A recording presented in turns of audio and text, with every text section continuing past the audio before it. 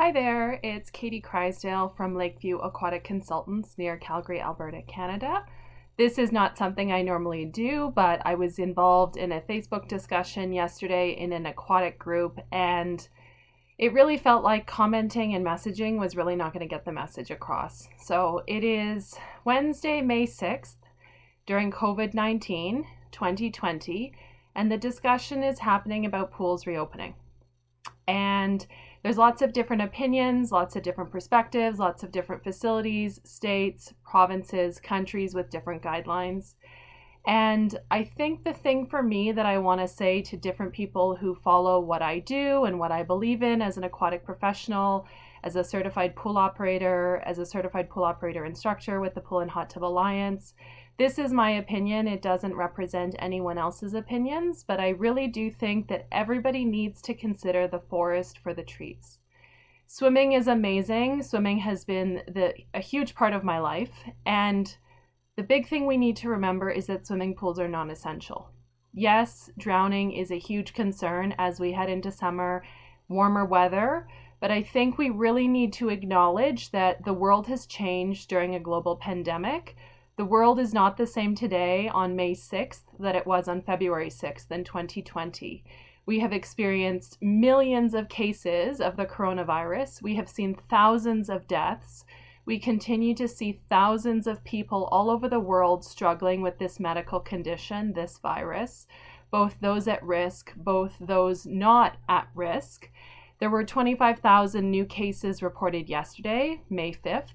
And so I think we really need to consider, as aquatic professionals, in our rush to reopen our swimming pools, what does that mean? What part are we playing? How are we complicit in improving our society and improving the welfare of our community by opening a swimming pool for recreational swimming?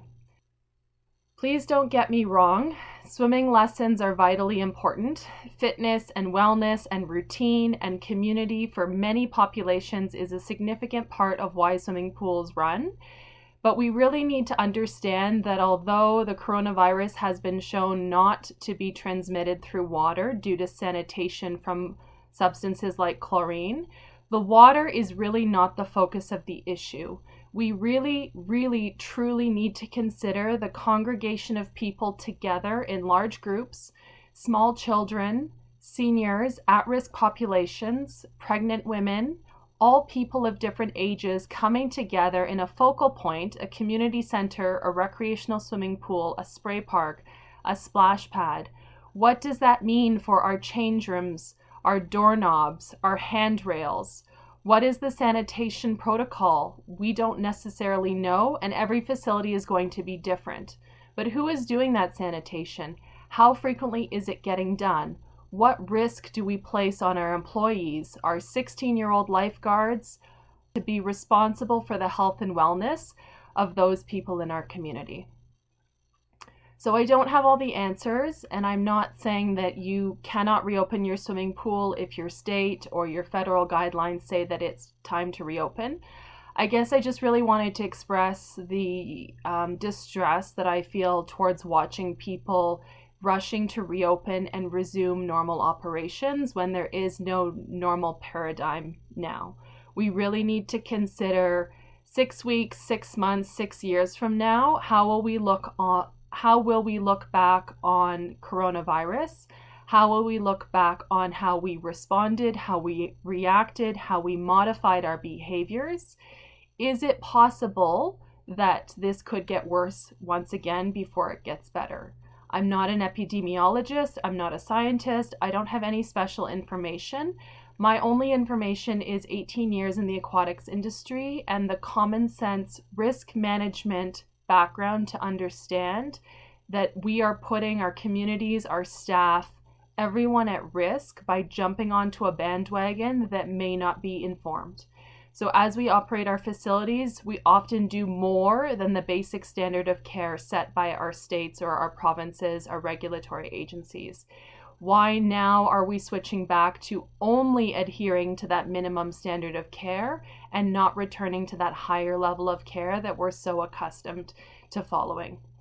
So this is not meant to be a rant. This is not meant to be any sort of judgment on other facilities that choose to open.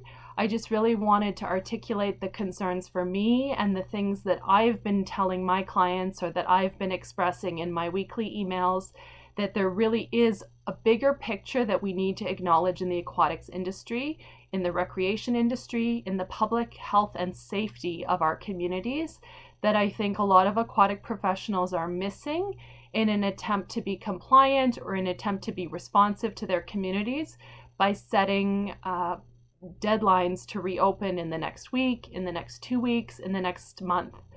I'm supportive of all of you who are between a rock and a hard place with upper management that doesn't want you to stay closed, but I really think you need to ask deep questions for yourself and how comfortable you are with the situation, and express those concerns or reservations in writing, in emails, so that if something were to ever go wrong, that there is a history of that. So that's all I've got to say. Thanks for listening. If you agree, comment below. If you disagree, comment below. We're all different. We all have different information, but I really wanted to put this in a video because there's been so many chat comments, so many Facebook group posts, and the discussion is really bigger than that. So thanks for listening, and we'll talk to you later. Bye-bye.